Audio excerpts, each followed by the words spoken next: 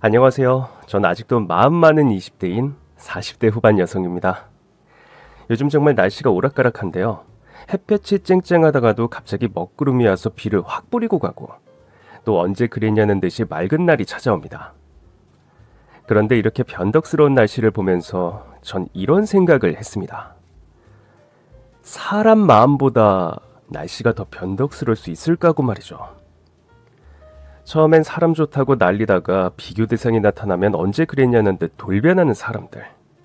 그런 사람들 때문에 상처도 많이 받습니다. 보통 상대방이 호의를 베풀면 많은 사람들은 진심을 다해 그 사람을 챙깁니다. 하지만 상대방은 제 마음 같지가 않죠. 간이고 쓸개고 빼줄 듯 굴다가도 상대방이 봤을 때 나한테 도움이 더 되는 사람은 누굴까 생각한 다음에 태도를 확 바꿉니다. 정말 이를 갈고 싶을 만큼 밉기도 하지만 남의 마음을 어디 제 마음대로 할 수 있나요? 그냥 그 사람의 마음을 다시 얻기 위해 최선을 다해 노력할 뿐이죠. 그런데 이렇게 말하실 수도 있습니다. 나 싫다는 사람한테 내가 매달려서 뭐하냐고 말이죠. 그런데 이게 가족으로 엮이면 상황이 달라집니다. 원수처럼 평생을 보며 살 수도 없으니 나약하고 없는 사람이 사랑을 구걸하게 됩니다. 그런데 지렁이도 밟으면 꿈틀한다고 사람을 얕보기를 계속한다면 가족도 남보다 못한 사이가 됩니다.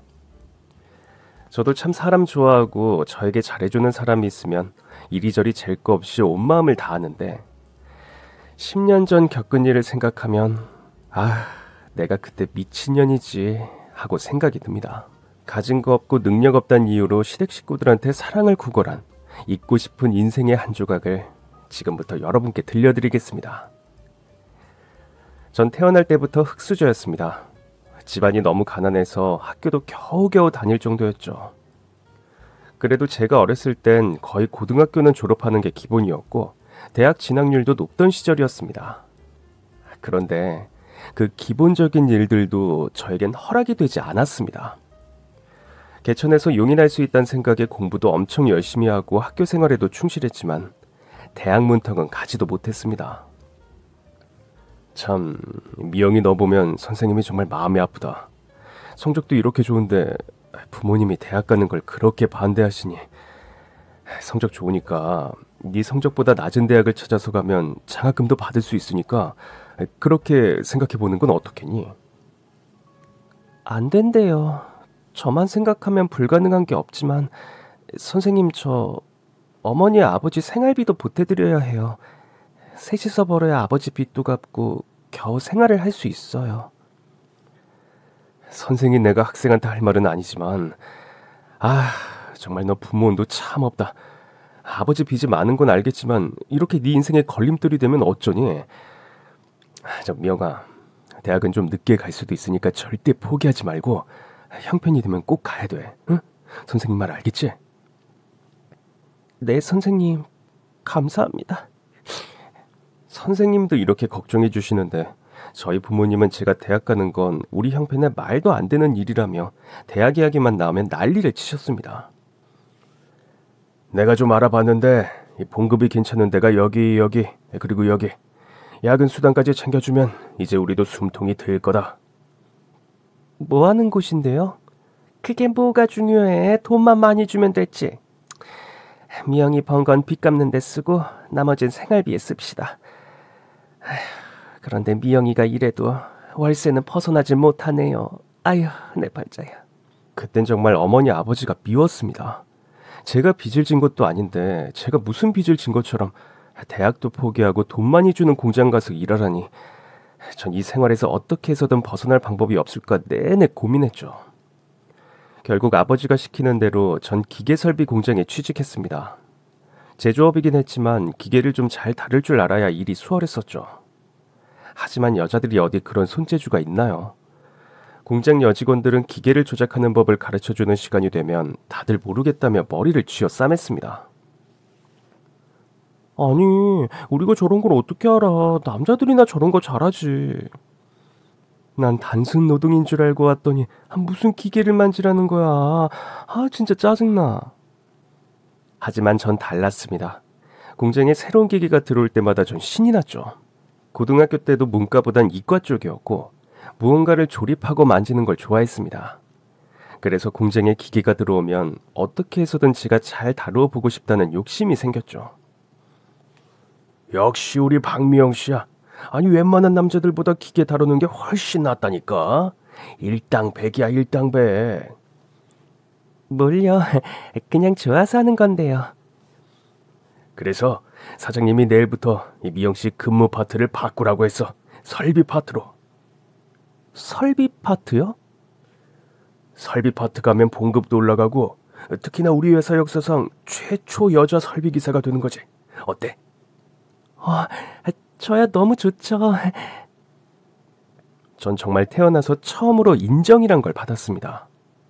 아무리 공부를 잘해도 넌 대학 못 간다를 아예 못 박아버린 부모님 때문에 인정은커녕 자존감만 낮아졌습니다. 그런데 제가 좋아하는 부서에도 가고 돈도 벌고 인정까지 받으니 정말 좋았습니다. 설비기사가 되기 위해 시험도 치고 전 더 전문적으로 일하기 위해 제 청춘을 다 바치리라 다짐했죠.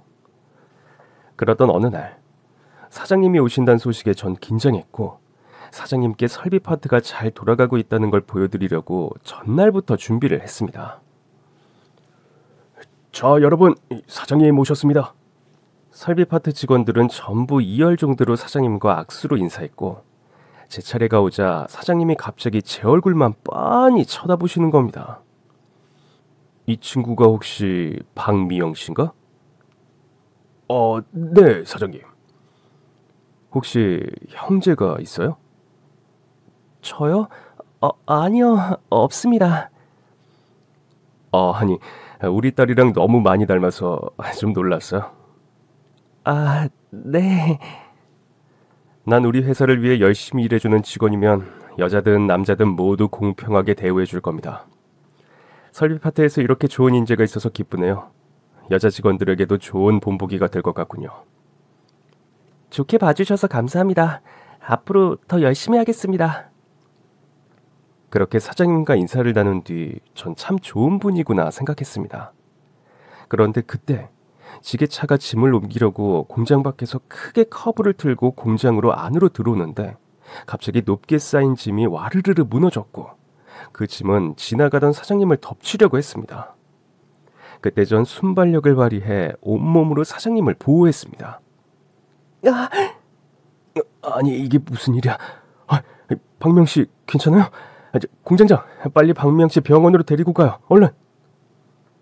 무슨 목적과 의도를 가지고 한 일은 아니지만 제 눈앞에서 사람이 다치게 생겼는데 그냥 눈 뜨고 볼 수는 없었습니다.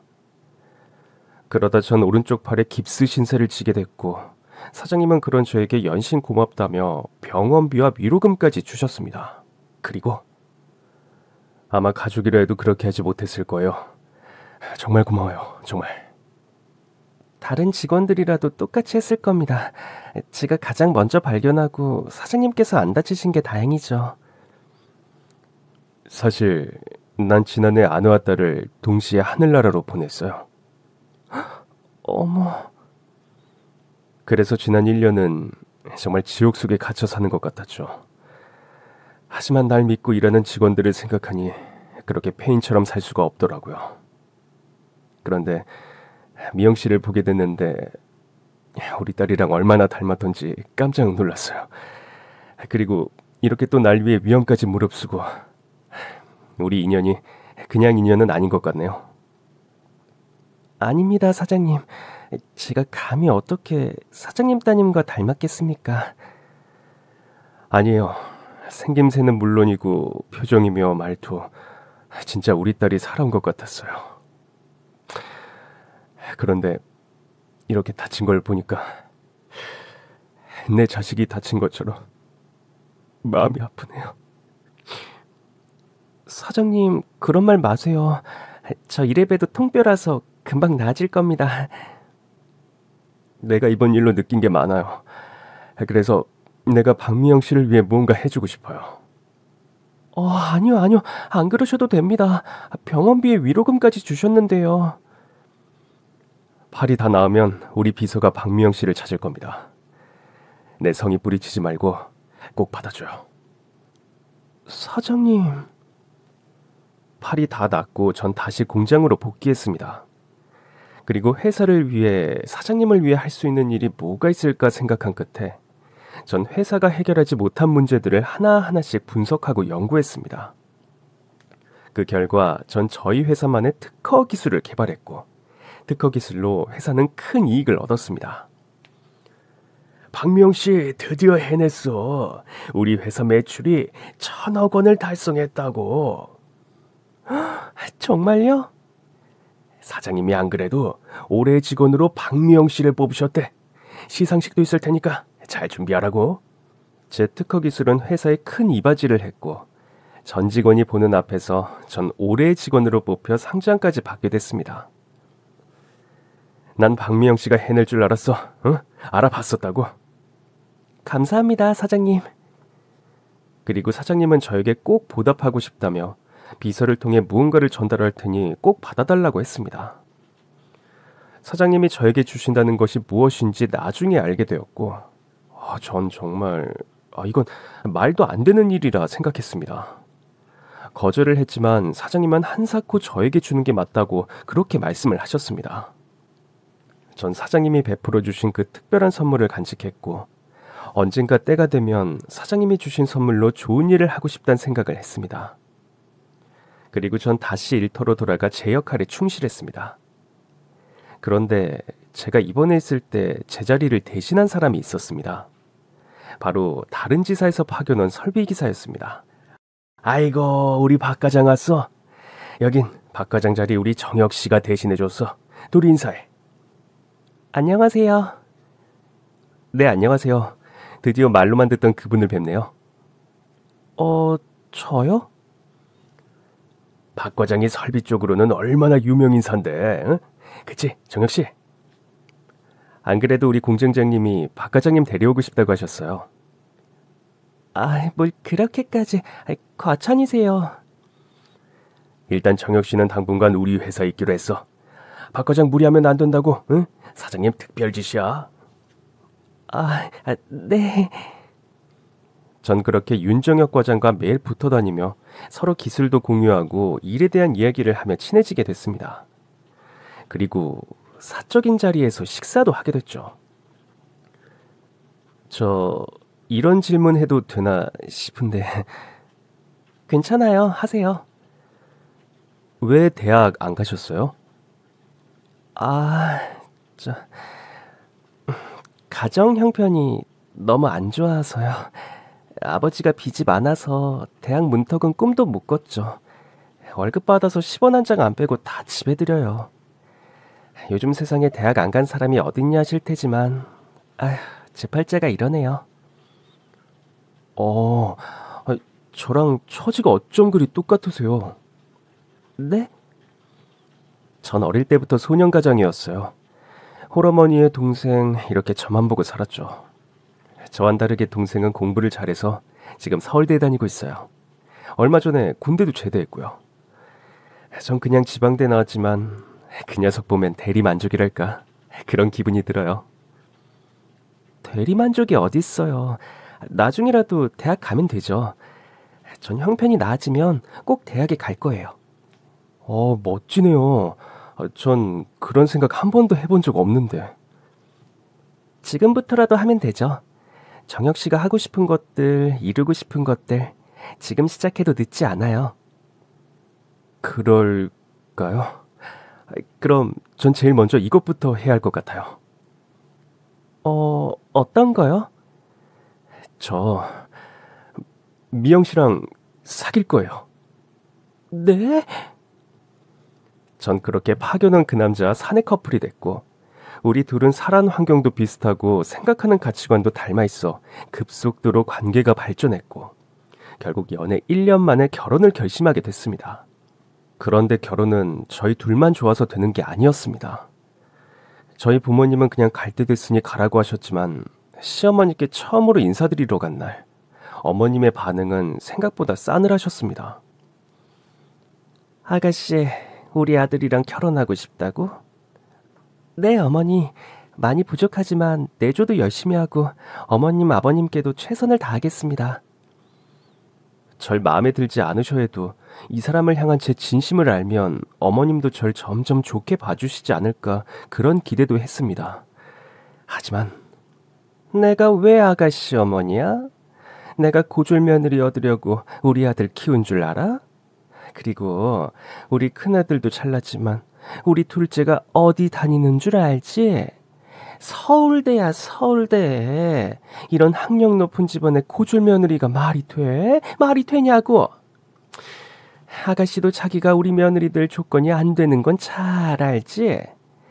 나도 긴 말 하는 건 입 아프니까 결혼은 포기해요. 엄마, 보이는 조건만 가지고 판단하지 마세요. 이 사람 정말 좋은 사람이에요. 어렸을 때부터 공부도 잘했는데 중간에 집안 형편이 안 좋아지는 바람에 그것 때문에 대학을 못 간 것뿐이라고요. 세상에 사정없는 사람이 어딨어. 난 그런 거 궁금하지도 않고. 어쨌든 조건이 안 돼. 난 네가 저런 아가씨 데려올 줄 꿈에도 몰랐다. 어? 너한테도 실망이야. 그렇게 어머님은 절 내치셨습니다. 저 또한 홀씨 어머니를 모시고 사는 게 좋진 않았지만 그래도 그렇게 면전에다 대고 조건이 안 된다고 말씀하실 줄은 몰랐습니다. 예상하지 못했던 건 아니었지만 막상 다치니까 자존심이 많이 상했어요. 이런 막말을 들으면서까지 시집 가고 싶진 않았습니다. 그래서 그 사람에게 이별을 통보했죠. 그 사람은 자기가 대신 사과하겠다면서 저한테 울며 빌며 매달렸어요. 미영아, 조금만 시간을 줘. 내가 어떻게 해서든 허락 받을 테니까 나 좀 믿어줘. 응? 난 축복받은 결혼을 하고 싶어. 그런데 이건 아니야.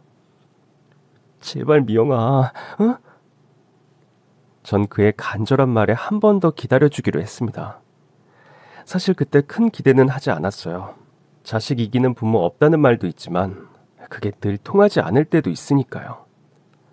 허락받아오겠다고 했던 그는 믿어달라는 말만 남기고 나타나지 않았습니다. 그렇게 마음 정리를 하고 있을 무렵 그 사람에게서 연락이 왔어요. 미영아, 우리 결혼할 수 있어. 엄마한테 허락받았어. 뭐? 결국 그는 어머님께 결혼 허락을 받았습니다. 알고 보니 연락이 없는 시간 동안 단식 투쟁을 했고 그렇게 일주일이 지나 결국 어머님은 결혼을 허락을 하셨고 그 사람의 단식 투쟁 덕분에 우린 부부의 연을 맺을 수가 있었습니다. 시어머니가 제가 마음에 들어서 허락해 주신 게 아니기 때문에 결혼 초기 때부터 전 시어머니께 사랑을 받으려고 엄청나게 노력을 했습니다. 아무래도 자주 봐야 어머님과 정이 들 것 같아서 남편 없이도 시댁에 자주 갔습니다. 일 마치자마자 저녁 식사도 차려드리고 어머님이 좋아하시는 것을 찾아 선물도 간간히 해드렸죠. 정말 어머님과 가까워지려고 최선을 다했습니다. 신혼 초엔 제가 오면 바로 방에 들어가셔서 제가 갈 때까지 나오지 않으셨던 적도 있었고 같이 밥 먹기 싫으니 밥상만 차려놓고 그냥 가라고 하신 적도 몇 번 있었습니다. 솔직히 그럴 때마다 마음에 상처를 받았죠. 하지만 고졸 며느리 본 시어머니의 마음은 어떠실까 생각해보니 어머님 마음을 이해해드려야겠다는 생각도 들었습니다. 당장은 속상하더라도 티내지 않고 어머님께 다가가려고 했는데 그렇게 노력하다 보니 어느 순간부터 저와 같이 식사도 하시고 즐겨보는 표정이 조금씩 변하셨죠. 그리고 첫 아이를 낳았을 때 시어머님이 정말 좋아하셨는데 아들 낳느라 고생했다고 하셨습니다. 아니, 이렇게 떡두꺼비 같은 손자 보는 게 내 소원이었는데 애 많이 썼다. 손자를 품에 안으시니 어머님은 정말 좋아하셨습니다. 하지만 100% 절 보고 웃고 좋아하시기엔 시간이 더 걸렸나 봅니다. 아이를 키우는 걸 보시면서 절 못마땅해 하신 적도 많았습니다. 아니, 수유량이 이렇게 적어서 애가 제대로 크겠니? 넌 이런 거 공부도 안 해? 산모가 뭘 먹어야 수유량이 제대로 나오는지... 하여튼 내가 안 나서면 되는 일이 없어요. 되는 일이. 에휴. 네가 도대체 하는 게 뭐 있냐고, 뭘 알겠냐고 윽박을 주기도 하셨지만 그래도 예전처럼 절 차갑게 대하진 않으셨습니다. 정자야, 너 진짜 며느리 잘 봤다. 음식 솜씨도 좋고 저렇게 싹싹하니 좋겠다 얘. 그래, 요즘 저런 며느리가 어딨어. 아들 낳았죠. 살림 잘해. 근데 대학은 어디 나왔대? 서울에 4년째지 뭐. 근데 직장에서 빨리 승진을 해서 월급이 좀 높아. 어디 나온들 어때? 둘째 아들이 서울대 나왔는데. 아유, 정자 너 맏며느리는 제대로 얻었다. 복도 많아. 전 그렇게 시어머니 마음을 얻으려고 어머님이 좋아하실 만한 일은 모두 했습니다. 그런데 이런 제 노력을 한 방에 날려버린 사람이 있었으니 바로 동서였습니다. 도련님은 법대를 나와 변호사 시험을 쳤고 동서 또한 도련님과 함께 로스쿨 동기로 둘이서 우리나라에서 가장 큰 로펌에 들어가 열애 끝에 결혼을 했습니다. 동서는 결혼부터 남달랐습니다. 동서네 집은 꽤나 부유했고 결혼식도 화려한 호텔에서 무슨 공주와 왕자님의 결혼식처럼 아름답게 치렀죠. 동서가 가족이 된 이후 이제껏 제가 한 노력은 모두 물거품이 됐습니다. 부자의 좋은 대학도 나와 거기에다 아들과 같이 변호사라고 하니 뭐 전 거기에 명함도 못 내밀었죠. 전 고등학교밖에 안 나왔는데 동서가 변호사라고 하니 위축될 수밖에 없었습니다. 제가 시집 왔을 땐 예물이며 이런 거 해줄 형편 안 된다며 아예 생각도 하지 말라 하시더니 변호사 며느리 본다 하니 어머님은 고향 땅까지 팔아서 동서 예물을 해주셨습니다. 엄마, 저 이런 돈 없어요. 야, 네 동생 부잣집 사이 되는 거야. 그런데 우리도 거기에 대한 성의는 보여야지. 땅 그거 돈도 많이 되지도 않고 너 대출 되잖아. 대출 좀 받아서 돈 좀 만들어봐. 엄마, 솔직히 저희 결혼할 때 이런 거 아예 생략하고 검소하게 했었잖아요. 그리고 이런 예물 해주면 뭐가 달라져요? 왜 이런 데 돈을 쓰는지 이해가 안 돼요. 수혁이 이제 로펌 들어갔어요. 지금 수혁이 결혼 때문에 저게 허리가 휘는 것 같다고요. 제 결혼식도 이렇게는 안 했는데. 너랑 수혁이랑 같아? 네가 며느리만 제대로 데리고 왔어도 나 이러지 않았어. 코졸이 뭐야 코졸이. 안 그래도 둘째네 들어오면 첫째랑 볼 텐데 수준 차이가 나서 한 식구로 제대로 보기나 하겠니? 난 그것만 생각하면 잠이 안 와. 아무튼 전 더 이상 대출 못 내요. 저도 처자식이 있어요, 엄마. 손자도 이제 점점 커서 유치원이며 학교 들어갈 돈이 많다고요. 그러니까 이제 저 제 가족 챙길게요. 수혁이도 이제 돈 버니까 지가 대출 내서 알아서 하라세요. 아니 얘가 야, 너 진짜. 동서의 등장으로 시어머니와 남편의 사이도 안 좋아졌습니다. 남편은 제가 시집 올 때 금반지 하나 해준 것 빼고 제대로 대우를 해주지 못해 늘 미안했습니다. 그런데 거기에 대고 동서 예물 때문에 남편한테 대출까지 내라고 한 시어머니도 참 야속했습니다. 동서는 정말 손에 물 한 방울 안 묻힐 것처럼 귀하게 자란 티가 났습니다. 그리고 부유한 환경에서 자란 탓인지 시어머니께 선물하는 스케일이 저랑은 달랐죠. 어머님, 이게 뭐냐? 이거 구찌 가방이에요. 어머님 명품 가방 없으신 것 같아서. 어머나, 나 명품 가방 처음 봐. 사실 내 친구들 다 명품 가방 하나쯤은 다 갖고 있는데 나만 없었거든.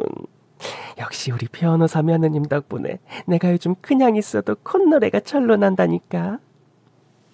가방뿐이겠어요? 이제 어머님이 하시는 거 다 명품으로 제가 해드릴게요. 아이고, 명품 며느리 얻으니까 명품만 쓰는구나. 아유. 다음 주에 동창 모임 있는데 이거 들고 가야겠어. 동서가 어머님 댁에 와도 사실 전 말도 잘 섞지 않았습니다. 대화해봤자 왠지 제가 지는 느낌이라 아예 그냥 입을 닫아버렸죠. 그런데 동서가 결혼하고 처음으로 다 같이 모여서 밥을 먹는 자리가 있었어요. 제가 그동안 너무 제 생각만 하고 아랫사람을 안 챙겼나 하는 마음에 이젠 동서랑 좀 친해지면 좋겠다는 생각이 들었습니다. 동서, 이것 좀 다듬어 줄래? 제가요? 왜? 형님, 저 이런 거 못해요. 저한테 이런 거 시키지 마세요. 제가 부엌에 들어온 건 예의상 들어온 거예요. 그런데 이런 걸 시키다니 좀 황당하네요. 동서는 밥 안 해 먹어? 밥이요? 제가 왜 해요? 저희 친정엄마도 있고 이모님도 오시는데. 이모님?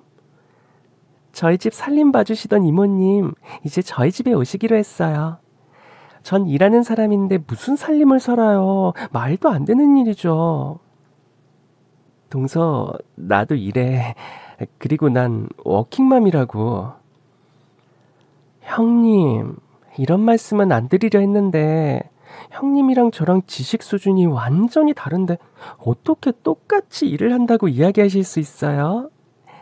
직업에 기초는 없다지만 형님은 고졸이고 전 변호사예요. 그냥 전 그런 거 생각 안 하고 형님 대접해드리려 했는데 형님 진짜 큰 착각을 하시는 것 같네요. 지금 누구랑 비교를 하는 건지 참나. 말이 좀 심하네, 동서. 말은 네가 심하지. 야, 너 지금 누구한테 부엌일을 시켜? 어머님, 난 둘째가 그래도 형님이라고 생각하고 부엌에 있는 거 보고 참 애가 됐구나 그렇게 생각하고 있었는데, 사람의 호의를 베풀면 그걸 알아야지. 어디 같이 놀려고 치라를 떨어 치라를. 야, 너 앞으로 둘째한테 이상한 소리 하면 내가 가만 안 둘 거야. 알겠어? 그러곤 시어머니 팔짱을 끼고 동서는 거실로 나갔습니다. 진짜 너무 기분이 나빴고 시어머니와 동서를 보니 완전히 싸가지 바가지 둘이 잘 만났네, 이 생각이 들더라고요. 한 번은 서방님과 동서가 베란다에서 같이 담배를 피면서 제 흉을 보는 걸 우연히 들었습니다. 완전 지랄 같아. 왜? 아니, 최소한 4년제는 나와야지. 말이 안 통해, 말이. 근데 당신 형수 하는 일이 대체 뭐야? 그냥 제조회사. 학벌이 그러니까 현장에서 뛰는가 봐. 과장급이래. 한마디로 공순이네? 그렇지. 그리고 자기야 신경 꺼. 수준 차이를 무슨 수로 해결하겠어? 그래서 엄마가 결혼 반대하고 난리였잖아. 그래도 우리 형은 대학은 나왔는데 어떻게 하다가 저런 여자를 만났는지. 아주버님도 이해 안 돼. 왜 저런 여자를 만났지? 형님 때문에 집안 수준 떨어지잖아. 친구들이 니네 형님 뭐하냐고 물으면 진짜 내가 할 말이 없어. 쪽팔려서. 그 말을 듣고 있는데 저도 모르게 눈물이 나서 얼른 화장실에 들어갔습니다. 치욕스럽고 너무 속상해 마음을 좀 진정시키고 나와야 했어요. 아무리 살아온 세계가 다른 사람들이라고 해도 저에 대해서 그렇게 생각하고 있는 줄 몰랐는데 그 말을 직접 들으니까 마음을 다잡기가 쉽지 않았습니다. 그날 전 시댁에 갔다가 집으로 돌아와서도 제 기분은 계속 저기압이었습니다. 남편은 제 기분을 살피더니 슬며시 물어보더군요. 왜 또 재수씨가 뭐라고 해? 시댁 베란다에서 자기 신랑이랑 맞담배 피우면서 내 욕을 하더라고. 뭐? 재수씨 담배 피워? 내가 이 말은 안 하려고 했는데 저번에 어머님이 재떨이까지 만들어서 갖다 주시더라. 어이가 없어서. 근데 당신한테 왜? 뭘 했는데? 맨날 같은 말이지. 수준 차이 난다고. 여보, 한 귀로 듣고 한 귀로 흘러버려. 그러고 싶은데 그게 잘 안 되네. 동서가 자꾸 내 눈앞에서 얼쩡거려. 나 정말 이제 시댁 가기 싫어. 내가 무슨 식모도 아니고 동서만 오면 하루 종일 부엌에 처박혀서. 이제 되도록 엄마 집에 안 가는 걸로 하자. 진짜. 그리고 당신 알아? 이제 우리 하준이 어머니 많이 신경도 안 쓰셔. 동서한테 빠져서 저번엔 귀찮아 하시더라고. 손잡았다고 그렇게 좋아하시더니 돈 앞에선 어머님도 할 수 없나 봐. 그렇게 생각하지 마. 설마 하준이까지. 그건 당신이 잘못 본 거야. 동서 애라도 가져봐. 안 봐도 비디오야. 아마 난리 나실걸? 정말 입이 보살이라고. 동서는 아이를 가졌고 시어머니는 제가 임신했을 때와 달리 온 동네방네 소문을 내고 다니면서 난리가 나셨습니다. 아빠도 변호사, 엄마도 변호사. 아유, 이건 뭐 천재가 나오겠어, 천재가. 우리 손자 언제 얼굴 볼 수 있을까? 아유. 곧 보게 돼요, 엄마. 엄마, 그리고 아이 태어나면 좀 봐주실 수 있죠? 당연하지, 당연하지. 내가 안 봐주면 누가 봐줘? 시터 아주머니를 구하려고 했는데 요즘 뉴스에서 시터 아주머니들이 이상한 짓을 많이 해서 불안하더라고요. 그래, 당연하지. 너희들이 법을 다루는 중요한 사람들인데 내가 뭔들 안 해주겠니? 걱정 말고 우리 며느리 순산하거라. 네, 어머님. 정말 10달 내내 동서는 더 극진한 대우를 받았고 10달 후 동서도 아들을 낳았습니다. 아이고, 우리 천재, 우리 왕자님. 어쩜 이리 귀티가 줄줄 흐를까? 둘째야, 정말 고생했다, 고생했어. 넌 정말 못하는 게 없구나. 아유, 어쩜 내가 기분 좋은 일만 골라서 한다니까. 어머님도 참. 그리고 어머님, 저 친정엄마가 정말 귀한 명품 미역을 사오셨는데 이걸 누가 끓여줘야 하는데. 뭘 그런 걸 걱정해. 첫째가 하면 되지. 미역 어딨니? 저희 집에요. 야, 너 둘째네 가서 미역국 좀 끓여놔라. 어머님, 하준이 지금 감기가 걸려서 제가 가기가 어려운 형편이에요. 아니, 허구한 날 감기야? 너 도대체 애를 어떻게 보는 거야? 어? 애들 감기 시간 지나면 금방 떨어지니까 얼른 미역국부터 끓여. 얼른. 전 정말 저 사람이 내 아이의 할머니가 맞나 이런 생각이 들었습니다. 애가 아프다는데 동서 미역국부터 끓이라니 제정신인가 했죠. 결국 전 아픈 아이를 돌보며 미역국을 끓였습니다. 그런데 아들은 그냥 감기가 아니라 고열까지 나는 심한 독감이었죠. 조금만 더 일찍 병원에 갔으면 애가 고생을 덜 했을 텐데 이놈의 미역국 끓인다고 내 새끼 잡을 뻔했다고 생각하니 진짜 동소년이 죽일 듯 미웠습니다. 어디 네 새끼 놔봐라. 너도 지금 내 심정 그대로 느낄 거다. 싸가지 없는 년. 전 그렇게 혼자서 동서를 욕할 수밖에 없었습니다. 그리고 동서가 조리원에서 나오자 어머님은 동서가 아이를 낳아서 고생했다면서 그동안 모은 적금을 깨서 동서에게 용돈을 주셨습니다. 어머님, 저도 돈 있어요. 내가 주고 싶어서 그래, 내가. 네가 너무 이뻐서. 감사해요, 어머님. 시어머니 돈 없는 거 뻔히 알면서 그걸 받는 동서나 적금 깨서 돈을 주는 시어머니나 둘 다 똑같다는 생각을 했습니다. 전 그냥 애썼다는 그 말만 들어도 정말 하늘을 날아갈 듯 기뻤는데 동서는 용돈까지 받고 아우 참, 이젠 하다하도 못해 이런 걸로 사람을 차별하는구나 생각을 했습니다. 우리 아들과 동서의 아들, 그러니까 조카는 5살 터울이었습니다. 집에서 제일 어린 갓난아이를 챙겨주는 게 당연하지만 시어머니의 차별은 갈수록 심해졌습니다. 할머니, 저 이거 보세요. 할머니 그렸죠요. 야, 너 손 씻었어? 지금 손도 안 씻고 아기한테 오면 어떡해. 병균 넘는다고. 어서 가서 손 씻어, 빨리. 아니, 얘가 동생 자는데 울길 왜 울어? 또 가네? 엄마, 왜 그래요? 아니, 손도 안 씻고 와서 우리 타온이한테 오잖아. 병이라도 옮기면 어쩌려고? 어머님, 하준이 이제 6살이에요. 할머니한테 그림 그린 거 보여드리려고 그런 건데 왜 그러세요? 우리 하준이가 그렇게 미우세요? 저게 또 지랄을 한다, 지랄을 해. 야, 네 새끼 같으면 이렇게 더러운 손으로 애 만지고 하면 좋겠어? 아니, 돌대가리야 뭐야? 엄마! 아우 시끄러. 꼴 보기 싫으니까 둘 다 나가. 우리 타온이 잘 시간이라고. 전 정말 그날 이후로 시댁 가는 일을 최소한으로 했습니다. 저한테 그러는 건 참겠지만 제 아이한테 그러는 건 정말 참지 못했습니다. 그렇게 시간은 흐르고 흘러 아들은 초등학생이 되고 조카는 유치원에 들어갈 무렵이었습니다. 조카는 옹알이를 시작하자마자 무슨 원어민 교사를 집으로 데려와 영어를 가르치고 점점 크면서 모든 말을 영어로 하기 시작하더라고요. 엄마, 다온이 계속 내가 뭘 물어보면 영어로만 말해.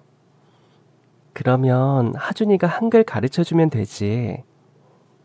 안 돼. 작은 엄마가 엄청 싫어해. 나 저번에 다온이한테 한글 가르쳐주다가 혼났어. 뭐? 전 화가 나서 동서에게 따져 물었습니다. 하준이 말 들으니까 다온이 한글 가르쳐주다가 동서가 혼냈다며? 그게 애를 혼낼 일이야? 아니, 한 달에 100만 원 넘게 들여서 영어 가르치고 있는데 거기에 죄를 뿌리잖아요. 형님, 차라리 하준이 우리 다온이 하는 영어 따라하라고 하세요.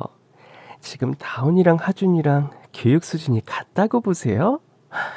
자꾸 다온이랑 하준이 엮지 마세요. 뭐? 솔직히 저 형님 보는 거 불편하고 싫어요.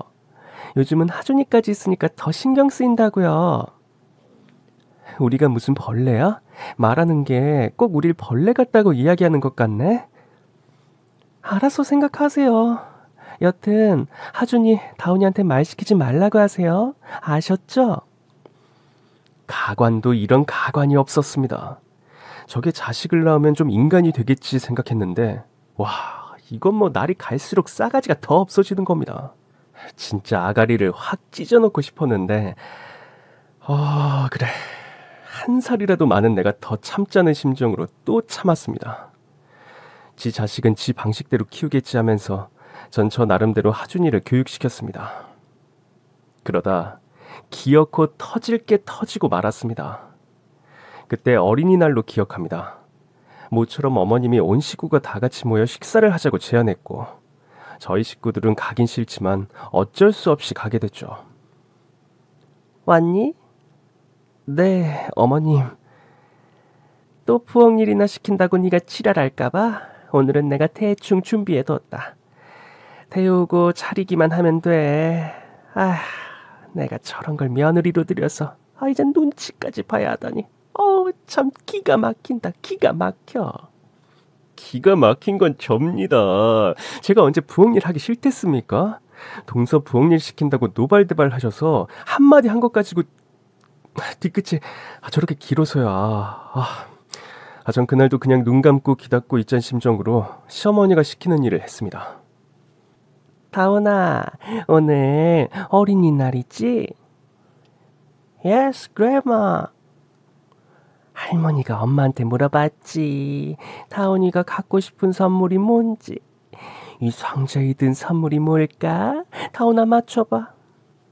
I don't know.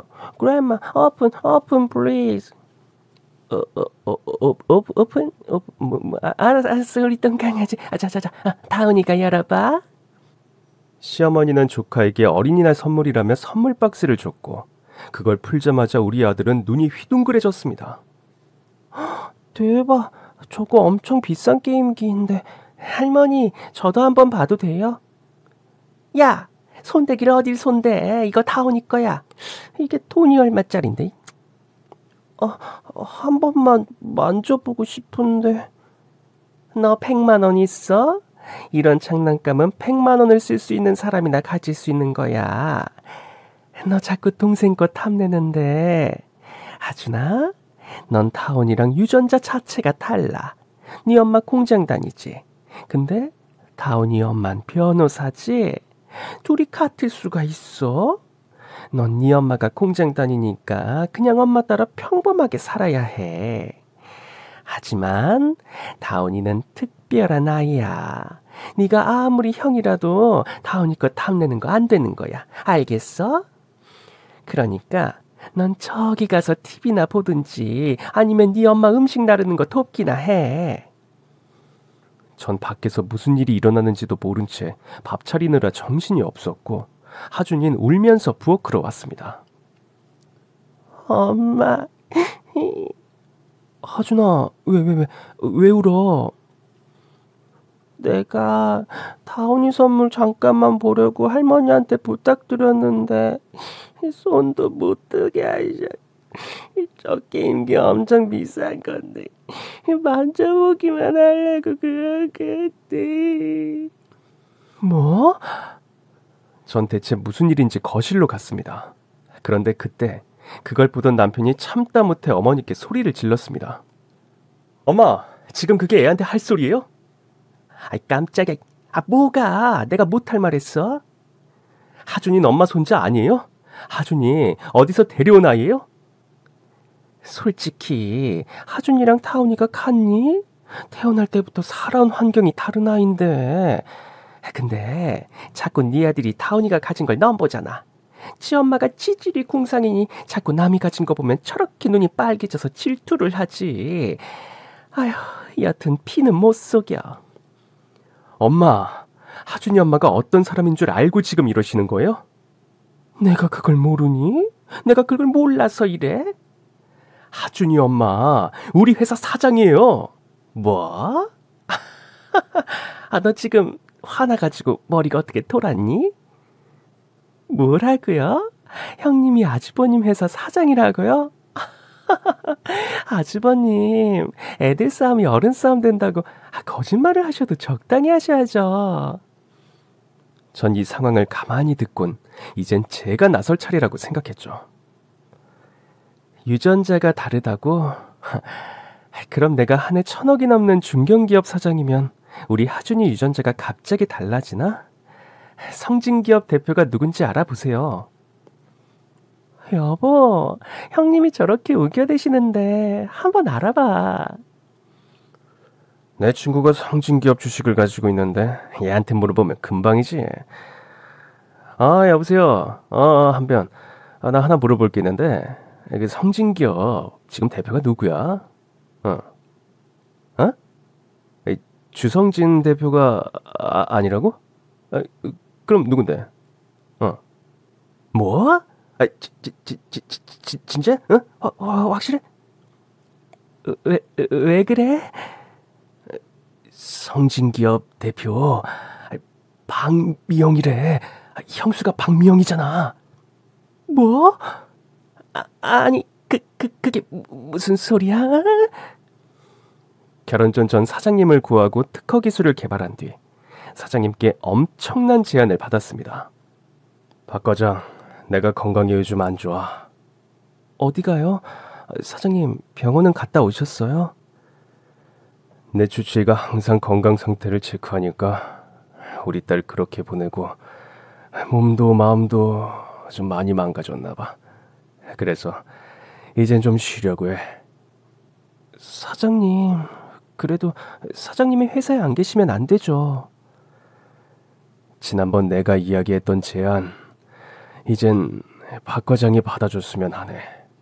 사장님은 그렇게 저에게 대표직을 제안하셨고 전 정말 몇 번이나 거절했지만 결국 사장님은 이 회사를 가장 잘 알고 사랑하는 사람은 저라면서 제게 결혼 전 대표직을 주셨습니다.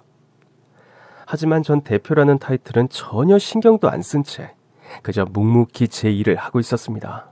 그동안 수혁이랑 재수씨 돈지랄 떠는 거 보면서 내가 이 말을 해야 하나 말아야 하나 했는데 내가 참 어이가 없더라고. 와이프가 1,000억 매출을 자랑하는 회사 사장인데 저값 100만 원짜리 장난감 좀 만지자고 하니 손자를 이런 식으로 대해요. 엄마, 진짜 돈에 환장했어요? 네? 아니, 그게 아니라 타온이는 어리고 그런데 너 왜도 참 웃기다. 왜 그걸 진작 말하지 않았어?